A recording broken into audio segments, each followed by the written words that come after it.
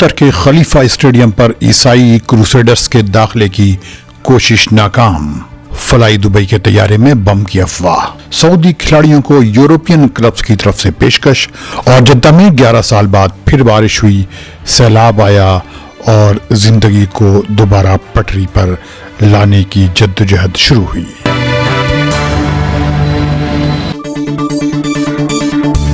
آج جمعہ کا دن اور نومبر کی 25 تاریخ ہے۔ عرب دیش کے سننے والوں کو فیض الحق کا سلام۔ اگر آپ نے اب تک یہ چینل سبسکرائب نہیں کیا ہے تو اسے سبسکرائب کر لیں اور ساتھ ہی بیل آئیکن کو کلک کرنا نہ بھولیں۔ فلائی دبئی کے ایک طیارے میں بم ہونے کی خبر کے بعد طیارے کو ترکی کے کیپٹل انقرہ ہوائی اڈے پر ایمرجنسی لینڈنگ کرائی گئی۔ بعد میں پتہ چلا کہ یہ خبر غلط تھی۔ ترکی کی نیوز ایجنسی انادولو یا انادول کے مطابق یہ طیارہ وارسا سے دبئی جا رہا تھا کہ یہ خبر آئی اور طیارے کو انقرہ میں اترنا پڑا۔ طیارے سے تمام 161 مسافروں کو اور ان کے سامان کو اتارا گیا۔ اس کے بعد پورے پلین کی جانچ کی گئی اور یہ پتہ چلا کہ یہ خبر غلط تھی۔ سعودی عرب اور عراق نے کہا ہے کہ وہ تیل کے پروڈکشن میں کمی کے فیصلے پر قائم ہیں۔ سعودی عرب کے انرجی منسٹر عبدالعزیز بن سلمان اور ان کے عراقی کاؤنٹر پارٹ حیان عبدالغنی السواد کے درمیان ریاض میں ایک ملاقات کے بعد جوائنٹ اسٹیٹمنٹ جاری کیا گیا، جس میں اس بات پر زور دیا گیا کہ دونوں ملک اوپیک پلس میں لیے گئے فیصلے پر عمل درآمد کر رہے ہیں اور اس پر قائم ہیں۔ اوپیک پلس میں تیل پیدا کرنے والے ملکوں نے تیل کی پیداوار کو کم کرنے کا فیصلہ کیا تھا، جس پر امریکہ نے خاص طور پر ناراضگی دکھائی تھی اور اس کے لیے سعودی عرب کو مورد الزام ٹھہرایا تھا۔ قطر کے بی ان اسپورٹس چینل نے بتایا ہے کہ یورپین فٹ بال کلب سعودی فٹ بالر سالم الدواسری کو اپنی ٹیم میں لینا چاہتے ہیں اور انہوں نے ان کے ساتھ معاہدے کی خواہش کا بھی اظہار کیا ہے، لیکن بی ان اسپورٹس نے یہ نہیں بتایا کہ وہ کون کون سے کلب ہیں جو سالم الدواسری کی خدمات حاصل کرنا چاہتے ہیں۔ حال ہی میں ارجنٹینا پر سعودی عرب کی ٹیم کو جیت دلانے میں سالم الدواسری کے پرفارمنس کو بنیادی بتایا جا رہا ہے، جنہوں نے سعودی عرب کے لیے 2 میں سے 1 گول بھی مارے تھے اور میسی کی ٹیم کو شکست ہوئی تھی۔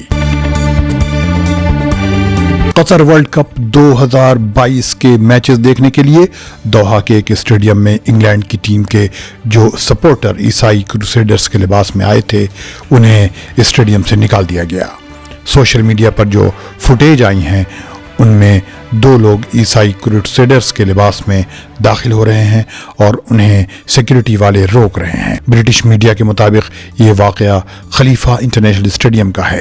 بتایا جا رہا ہے کہ مڈل ایجز میں یورپین عیسائیوں نے مسلمانوں کے کنٹرول والے لیوانٹ میں اپنے مقدس مقامات کو آزاد کرانے کے لیے مہم چھیڑتے رہے ہیں اور ان پر مسلم دنیا میں تباہی و بربادی پھیلانے کا الزام ہے۔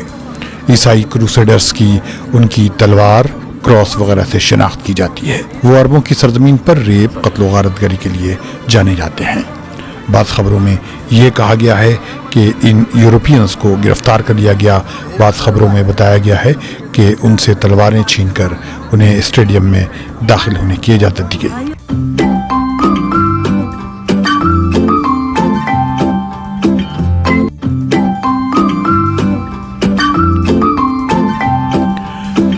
جدہ میں جمعرات کو ہونے والی بارش میں 2 لوگوں کی موت کی خبر ہے۔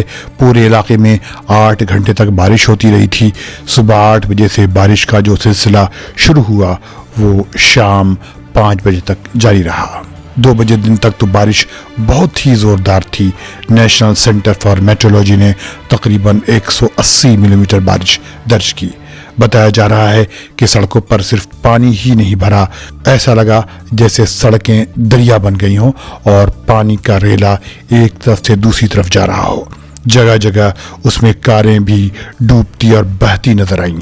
نہ جانے کتنے گھروں، آفیسز اور کامرشل سینٹرز میں پانی بھر گیا۔ زندگی درہم برہم ہو کر رہ گئی۔ شہر میں آمد و رفت بند ہو گیا اور فلائٹس بھی کینسل ہو گئیں۔ بتایا جا رہا ہے کہ 2009 کے بعد سے جدہ میں ایسی بارش نہیں ہوئی تھی۔ 2009 میں 111 mm ہی بارش درج کی گئی تھی، پھر 2011 میں 90 mm بارش ہوئی۔ सऊदी अरब की पॉपुलर वेबसाइट सबक ने लिखा कि बहुत से हक़ाइक़ सामने आए हैं। पानी की निकासी का जो इंफ्रास्ट्रक्चर बना था वो नाकाम हो गया, ट्रेजिडी दोबारा हो गई, इसका जिम्मेदार कौन है? उसने लिखा कि मौजूदा हालात में बेमाना बयानात जो बारिश के आखिरी ख़तरे तक जारी रहेंगे, इसकी कोई ज़रूरत नहीं।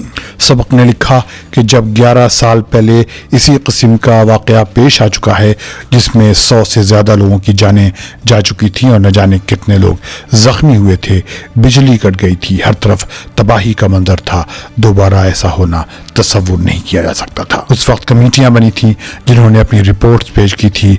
इन कमेटियों ने कहा था कि ड्रेनेज या पानी की निकासी के निज़ाम में खराबियां हैं और रुकावटें हैं।